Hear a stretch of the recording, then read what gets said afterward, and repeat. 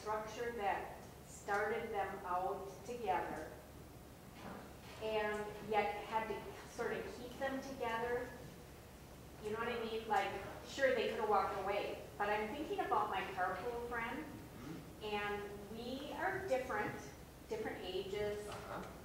We have a couple things in common, but because we talk to each other half an hour each day, intense, we've really become friends. And so I'm wondering about those. Not always, but it was very common for people to be in a situation where they had to interact with this person in the first place, which kind of goes against what I just said there. No, but right?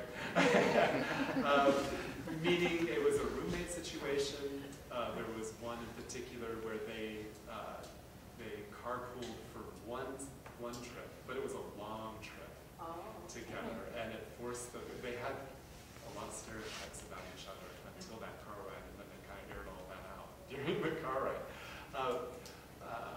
Others, it was more of the seeing each other on a regular basis, and then gradually getting to know one another. The ice chips away, that kind of thing. But then you also asked about helping to preserve that friendship over time. That was very important for these friendships. What you realize in studying these friendships is that you've got two individuals involved. And those are the people that I was talking to. But there were a lot of other people that made those friendships possible as well. So all of each person's friends had to be supportive as well. Because if you have this friend coming over here and joining this group over here, this person's friends had to be accepting of this person.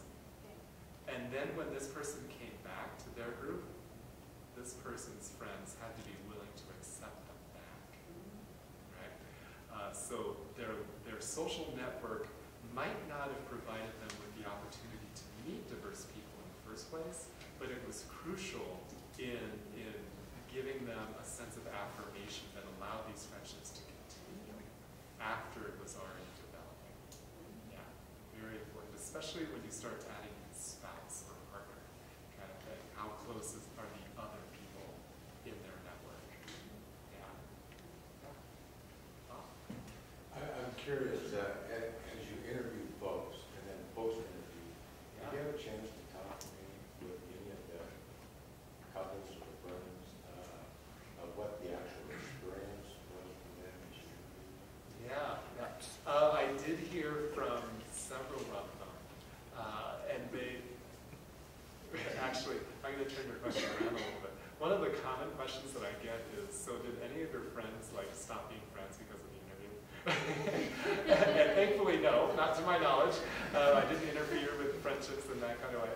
And in fact, at the end of the methods section of the book, I have this entire discussion on the impact of the interview process on those being studied, because all of the feedback that I got was very positive.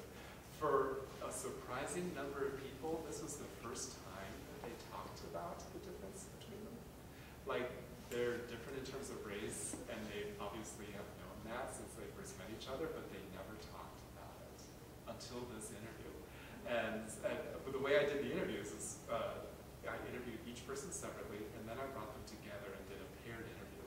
And for some, that paired interview was the first time they actually talked directly to each other about this. And so I found a lot of people said that they grew closer as a result of participation. They learned things about their friend that they didn't know before or were afraid to ask or talk about. For example, one Muslim-Jewish friendship where they were afraid to talk about the Palestine issue until the paired interview, that kind of thing. And so they had that discussion, and they found it very, very positive for the intimacy level in their friendship. It's always something you have to worry about as a researcher, is how much of my research is actually going to change the people who are being studied. Yeah. Good question. Yeah.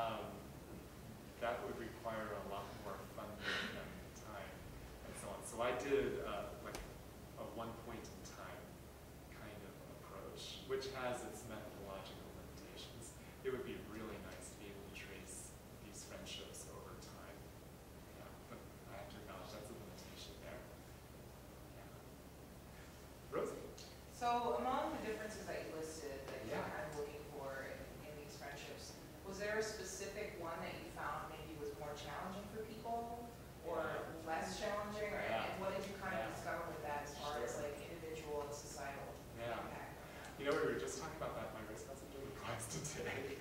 And students had all different kinds of opinions about that. Some were saying race is going to be much more difficult because of the cultural differences there.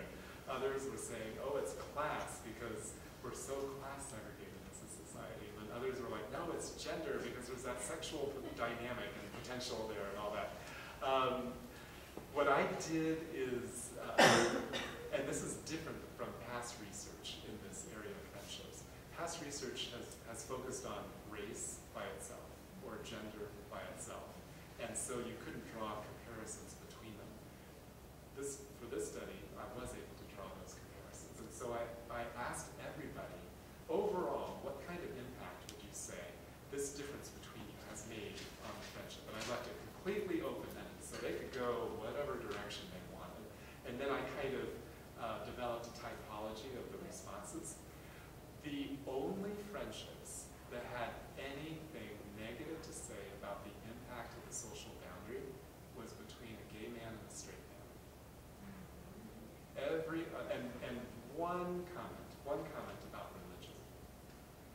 Other than that, everything was either positive or neutral, as in the difference between us made no difference, or it had a very positive impact. It brought us closer together.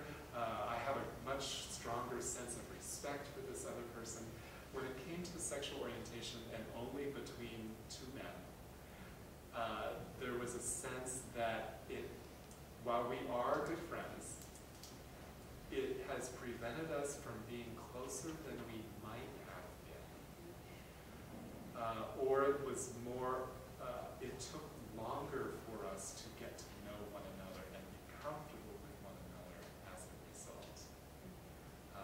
And there are certain things that I don't feel comfortable talking about with my straight or my gay friend that I would talk about with other people. Yeah. Does that surprise you?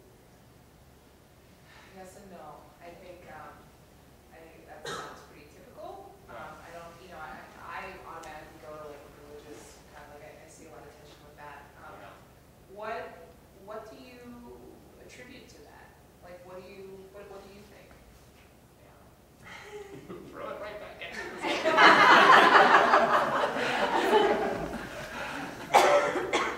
One of the things I distinguish with regard to these different social boundaries is some of them are very visible. Like in most instances, race is pretty visible. In most instances, gender is pretty visible. Sexual orientation is one of those things that can be very invisible, as well as some other differences. Class might be invisible, religion might be invisible, and that actually harkens back to one of the students who spoke up in class today. He thought